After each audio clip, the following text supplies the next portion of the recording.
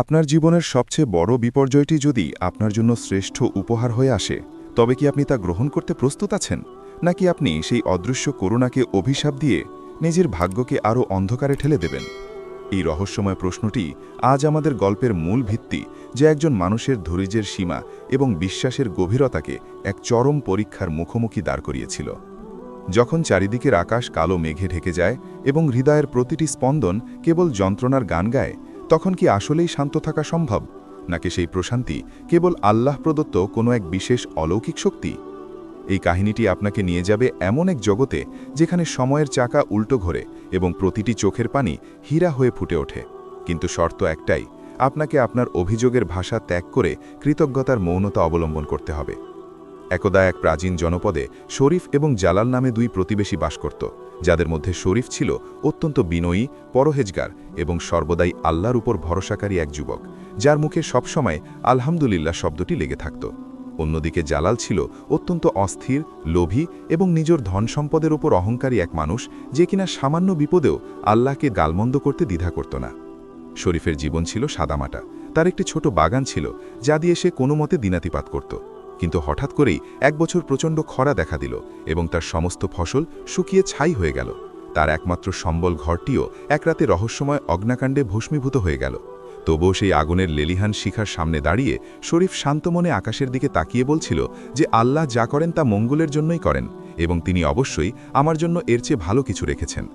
জালাল এই অবস্থা দেখে তাকে উপহাস করে বলল যে তোর আল্লাহ তোকে সব কেড়ে নিলেন, আর তুই এখনও তার গুণগান করছিস।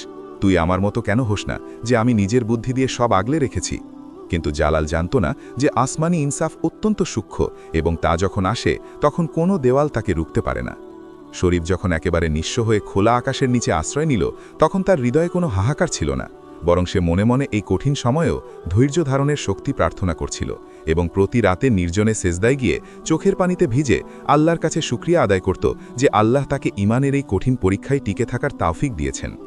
অন্যদিকে জালাল নিজের ধন সম্পদ বাড়ানোর জন্য গ্রামের গরিব মানুষদের সাথে প্রতারণা শুরু করল এবং খরার সুযোগ নিয়ে পানির উৎসগুলো বন্ধ করে চড়া দামে পানি বিক্রি করতে লাগল। তার মনে হয়েছিল সে পৃথিবীর সবচেয়ে ক্ষমতাবান মানুষ হয়ে উঠেছে এবং কোনো বিপদ তাকে স্পর্শ করতে পারবে না। একদিন সেই জনপদে এক রহস্যময় মুসাফির এলো, যার অবয়ব থেকে এক অপার্থিব নূর বের হচ্ছিল। সে প্রথমে জালালের কাছে গিয়ে এক ফোঁটা পানি চাইল, কিন্তু জালাল তাকে ধাক্কা দিয়ে বের করে দিল এবং বলল যে এখানে মাগনা কিছু পাওয়ার আশা করিস না, তুই এই মরুভূমির উত্তাপে জ্বলে পড়লে আমার কিছু যায় আসে না। সেই মুসাফির এরপর শরীফের কাছে গেল, যে তখন একটি গাছের ছায়ায় বসে ক্ষুধার জ্বালায় কাতর ছিল। কিন্তু তার সামনে রাখা শেষ এক টুকরো রুটি এবং আধ কাপ পানি সে বিনা বাক্যে সেই মুসাফিরকে দান করে দিল এবং মুচকি হেসে বলল যে মেহমান হলেন আল্লাহর রহমত, আমি না খেয়ে থাকলেও আল্লাহ আমাকে বাঁচিয়ে রাখবেন, কিন্তু আপনার তৃষ্ণা মেটানো আমার দায়িত্ব। সেই মুহূর্তেই এক অলৌকিক কাণ্ড ঘটল। সেই মুসাফির আসলে ছিলেন একজন ফেরেশতা, যিনি মানুষের বেশে তাদের পরীক্ষা নিতে এসেছিলেন। তিনি শরীফের মাথায় হাত রাখলেন এবং সাথে সাথে সেই দগ্ধ বাগানটি ফলে ফুলে ভরে উঠল এবং মাটির নিচ থেকে শীতল ও মিষ্টি পানির একটি ঝর্ণাধারা বইতে শুরু করল, যা দেখে গোটা গ্রামের মানুষ স্তম্ভিত হয়ে গেল। জালাল যখন এই খবর শুনল, তখন সে হিংসায় জ্বলে পুড়ে ছাই হয়ে শরীফের সেই পানির ঝর্ণা দখল করার জন্য লোক পাঠালো। কিন্তু আশ্চর্যের বিষয় হলো, জালালের লোকেরা যখনই সেই ঝর্ণার পানি স্পর্শ করতে গেল, তা তপ্ত গরম বালু হয়ে তাদের শরীর ঝলসে দিতে লাগল। শরীফ তখন সবাইকে শান্ত করে বলল যে এই নিয়ামত ধৈর্যের ফল এবং যে আল্লাহকে ভালোবেসে তার সিদ্ধান্তে সন্তুষ্ট থাকে, আল্লাহ তাকে এমন জায়গা থেকে রিজিক দেন যা সে কল্পনাও করতে পারে না। জালালের অহংকার তাকে পতনের গর্তে নিয়ে গেল। তার সঞ্চিত সমস্ত স্বর্ণমুদ্রা ধীরে ধীরে পাথরে পরিণত হতে লাগল এবং তার বিলাসবহুল প্রাসাদটি এক প্রবল ভূমিকম্পে মাটির নিচে তলিয়ে গেল। কিন্তু শরীফের ছোট কুঁড়েবাওটি অক্ষত রইল, কারণ তার ভিত্তি ছিল সবরের ওপর এবং আল্লাহ ধৈর্যশীলদের সাথে থাকেন। শরীফ সেই বিপদের দিনে নিজেকে শান্ত রাখতে পেরেছিল, কারণ সে জানত যে এই পৃথিবী একটি পরীক্ষাগার এবং এখানে আসা প্রতিটি দুঃখ আসলে আল্লাহর আরও কাছে যাওয়ার একটি সিঁড়ি মাত্র। সে সবসময় নিজেকে মনে করিয়ে দিত যে নবী আইয়ুব আলাইহিস সালামের কষ্টের তুলনায় তার কষ্ট কিছুই না, এবং এই মানসিক প্রশান্তি তাকে অন্যদের থেকে আলাদা করে দিয়েছিল। সময়ের সাথে সাথে শরীফ সেই এলাকার সবচেয়ে সম্মানিত ব্যক্তি হয়ে পরিণত হল, কিন্তু তার বিনয় ও ধৈর্য বিন্দুমাত্র কমল না, বরং সে বিপদে পড়া মানুষকে শেখাতে লাগল যে কিভাবে শান্ত থাকতে হয়, এক মনে আল্লাহর জিকির করা, অতীত নিয়ে আক্ষেপ না করা এবং ভবিষ্যতের জন্য আল্লাহর সুন্দর পরিকল্পনার উপর পূর্ণ আস্থা রাখা।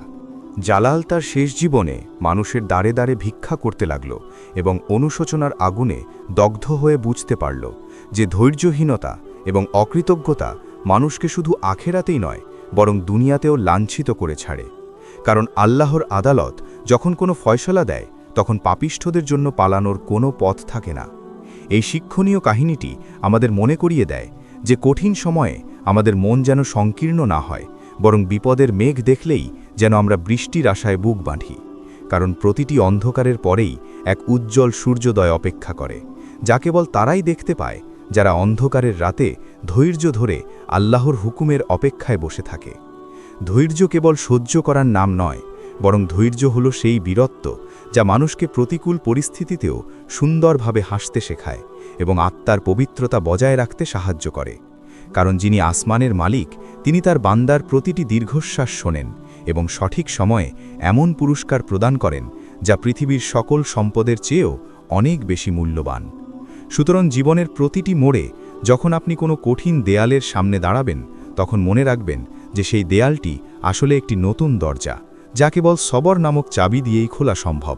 এবং একবার সেই দরজা খুললে আপনি প্রবেশ করবেন আল্লাহর অফুরন্ত ভালোবাসার এক উদ্যানে, যেখানে কোনো ভয় নেই, কোনো শোক নেই। শরীফ ও জালালের এই গল্পটি আজ আমাদের জন্য এক জ্বলন্ত উদাহরণ যে ন্যায় বিচার এবং কর্মফল অনিবার্য। যারা মন্দের পথে চলে তাদের শেষটা ভয়াবহ হয়, আর যারা ঈমানের সাথে ধৈর্য ধরে তাদের জীবন হয়ে ওঠে এক উজ্জ্বল আলোর মিনার, যা যুগ যুগ ধরে অন্যকে পথ দেখায়। বিপদ ও কঠিন সময়ে শান্ত থাকার শ্রেষ্ঠ উপায় হল নিজের নফসকে নিয়ন্ত্রণ করা এবং মনে এই বিশ্বাস গেঁথে নেওয়া যে যা আমার ভাগ্যলিপি থেকে হারিয়ে গেছে তা আমার জন্য মঙ্গলজনক ছিল না, আর যা আমার জন্য নির্ধারিত আছে তা সারা পৃথিবী এক হলেও আমার কাছ থেকে কেউ ছিনিয়ে নিতে পারবে না। আল্লাহর রাসূল বলেছেন যে মুমিনের বিষয়টি বিস্ময়কর, কারণ তার যদি কোনো কল্যাণ হয় তবে সে আল্লাহর শুকরিয়া আদায় করে এবং এটা তার জন্য ভালো হয়, আর যদি তার কোনো ক্ষতি হয় তবে সে ধৈর্য ধারণ করে এবং এটাও তার জন্য ভালো হয়। পরিশেষে বলা যায় যে শরীফের সেই ধৈর্য আর জালালের সেই ঔদ্ধত্য আজ আমাদের চোখের সামনে এক বাস্তব প্রতিফলন রেখে যায় যে জীবন কেবল ভোগের নাম নয়, বরং জীবন হলো নিজেকে চেনার এবং স্রষ্টার প্রতি আত্মসমর্পণের এক পবিত্র সফর, যেখানে ধৈর্যই হলো একমাত্র পাথেয়। যদি আপনি আপনার জীবনের ছোট ছোট অশান্তিতে নিজেকে স্থির রাখতে পারেন এবং বড় বিপদেও সিজদায় লুটিয়ে আল্লাহর কাছে সাহায্য চান, তবে জানবেন যে আল্লাহর অদৃশ্য ফেরেশতারা আপনার চারপাশ ঘিরে রেখেছে এবং আপনার জীবনের প্রতিটি বিফলতাকে তারা একদিন এক বিশাল বিজয়ে রূপান্তর করবে ইনশাল্লাহ। শরীফ তার জীবনের শেষ দিন পর্যন্ত শান্ত ও সুখী ছিল, কারণ সে তার মনের দখল কখনোই শয়তানকে দিতে দেয়নি, বরং সেখানে আল্লাহর মহব্বতকে স্থান দিয়েছিল, যার ফলে বিপদের ঝড় তার ঘর ভেঙে দিলেও তার ঈমানকে স্পর্শ করতে পারেনি। জালালের করুণ পরিণতি আমাদের এটাই শেখায় যে অন্যের হক নষ্ট করে এবং আল্লাহর হুকুম অমান্য করে অর্জিত সম্পদ কখনোই শান্তি দিতে পারে না, বরং তা মানুষের জন্য আযাব হয়ে আবির্ভূত হয়, যা থেকে নিস্তার পাওয়ার কোনো উপায় নেই। তাই আসুন আমরাও শরীফের মতো ধৈর্যশীল হই এবং বিপদকে ভয় না পেয়ে তাকে আল্লাহর পক্ষ থেকে আসা এক উপহার হিসেবে গণ্য করি, যাতে করে আমরাও ইহকাল ও পরকালে সফলকাম হতে পারি এবং আমাদের জীবনকে এক অনুপম আধ্যাত্মিক উচ্চতায় নিয়ে যেতে পারি, যেখানে কেবল প্রশান্তি আর প্রশান্তি বিরাজ করবে।